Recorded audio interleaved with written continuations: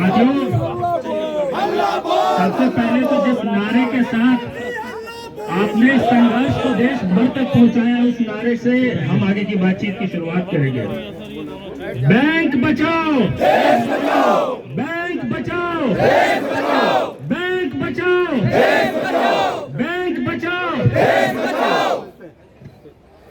मंच पर उपस्थित सभी क्रांतिकारी साथी,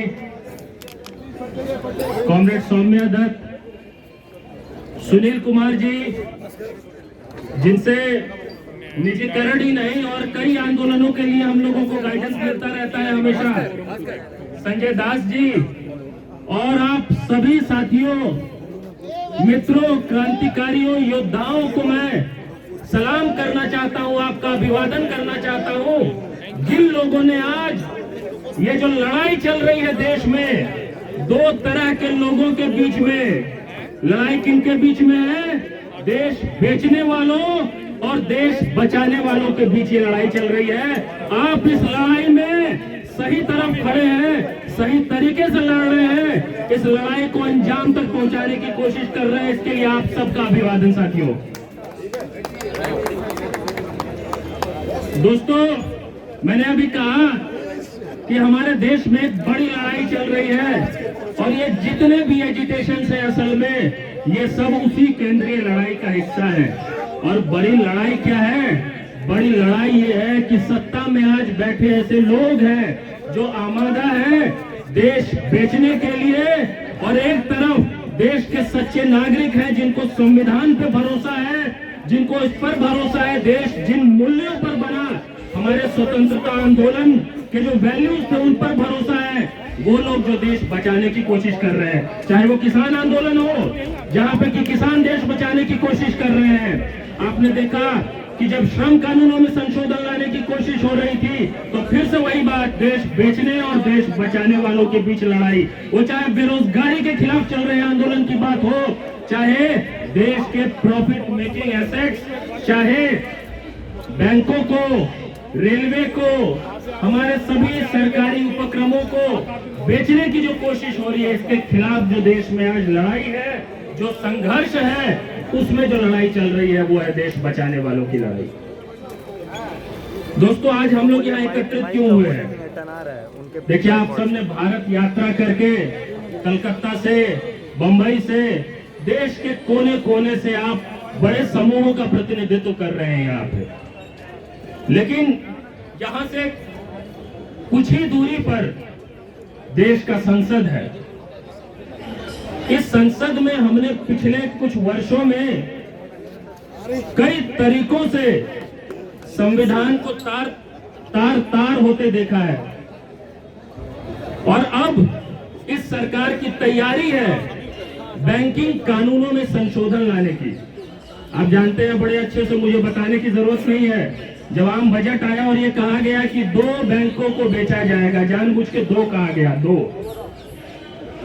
और ताकि उसके बाद फिर सूत्रों के माध्यम से ये चलाया जाए कि इसको बेच दिया जाएगा, उसको बेच दिया जाएगा, बाकी लोग निश्चिंत रहें। देखिए, ये कानून में अगर संशोधन हो गया तो ये 2 बैंकों को बेचने की तैयारी नहीं है। It will open the floodgates of privatisation of banks. जितने बैंक है, सरकारी बैंक, उन सबको एक एक करके बारी बारी से बेचा जाएगा। और ये समझने की जरूरत है उन लोगों को भी जो आज किसी भी कारण से अगर निश्चिंत होंगे कि आज हमारी बारी नहीं है, तो इस सरकार ने साबित किया है पिछले 7 साल में कि एक एक करके बारी बारी से सबकी बारी आएगी। इसलिए एकजुट होके जब भी अन्याय हो रहा हो, जब भी किसी तरह का उत्पीड़न हो रहा हो, उसके खिलाफ आवाज बुलंद करने की जरूरत है। और मैं दोहराना चाहता हूं, आज हमारे देश में यही सबसे महत्वपूर्ण बात है। हो ये रहा है कि एक बड़े वर्ग को हमारे देश में अन्याय का आभास, सेंस ऑफ इनजस्टिस उस दिन तक नहीं होता है जब तक कि तलवार अपनी गर्दन पे न लटक जाए। और आज उन सबको भी, वो चाहे रेलवे कर्मचारी हो, चाहे अन्य किसी भी सरकारी कंपनियों में किसी भी उपक्रमों की बात हो, सबको जाग जाने की जरूरत है कि बारी बारी से सबकी बारी आने वाली है। एक महत्वपूर्ण बात दोस्तों, कई स्पीकर्स हैं और आप सबको सुनना चाहेंगे, इसलिए मैं ज्यादा समय नहीं लूंगा। लेकिन एक महत्वपूर्ण बात जो मुझे लगता है आपको कहने की जरूरत है वो ये कि देखिए ये सरकार कोई सिर्फ निजीकरण वाली सरकार नहीं है। हम लोग दिन रात कहते हैं ना निजीकरण हो रहा है, निजीकरण हो रहा है, निजीकरण हो रहा है। जरा ध्यान दीजिए क्या हो रहा है। प्रॉफिट का प्राइवेटाइजेशन हो रहा है, सब कुछ का प्राइवेटाइजेशन नहीं हो रहा है, और लॉस का नेशनलाइजेशन हो रहा है। उदाहरण है कई सारे, मैं उदाहरण में जाऊंगा तो दर्जनों उदाहरण है, आप 3-4 देख लीजिए। एचपीसीएल को खरीदना होता है, ओएनजीसी खरीदती है। यस बैंक के नुकसान की भरपाई एसबीआई करता है। केजी बेसिन में नुकसान हो गया, गुजरात जीएसपीएल को ओएनजीसी बचाता है। जहां जहां नुकसान हो, जो बैड एसेट्स हो, जो लायबिलिटीज हो, उन सबको सरकारी उपक्रम बचाएंगे। और जहां जहां मुनाफा है, कोयले में, टेलीकॉम में, रेलवेज में, बैंकों में, एयरपोर्ट्स पे, बंदरगाह पे, ये सब 2 लोगों के पास जा रहा है। 2 लोगों के पास घूम फिर के, नाम चाहे किसका भी आता है, कंट्रोल अंत में 2 लोगों के पास जाता है। इस सरकार में आज इस देश में ये गैंग वाली सरकार है ना, सबको कोई ना कोई गैंग कह दिया जाता है। आपने आज इतना धांसू कार्यक्रम किया है, आप लोगों को भी कोई ना कोई नया गैंग का नामकरण हो जाएगा, हो सकता है, ये जो गोदी मीडिया है इनके जरिए।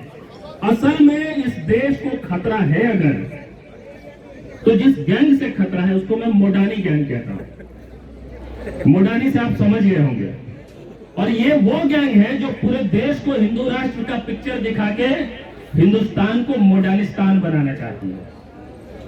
कैसे बनाना चाहती है? ये जो अभी हमारी बात हुई, लॉस का नेशनलाइजेशन, प्रॉफिट का प्राइवेटाइजेशन, और इसी का नतीजा है कि आज महंगाई बढ़ रही है। जब लॉस नेशनलाइज होगा तो हमारी आपकी जेब से खर्चा जाएगा और वेल्थ जो है वो कंसंट्रेट होगा।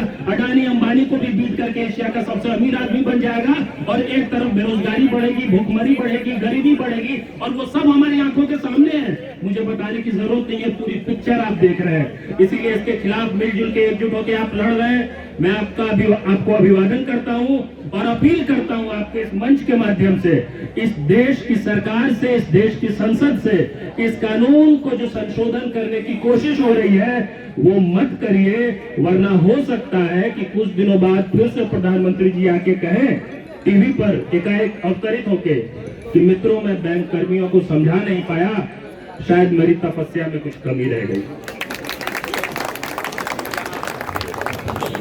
Comrades, we are delighted to announce that we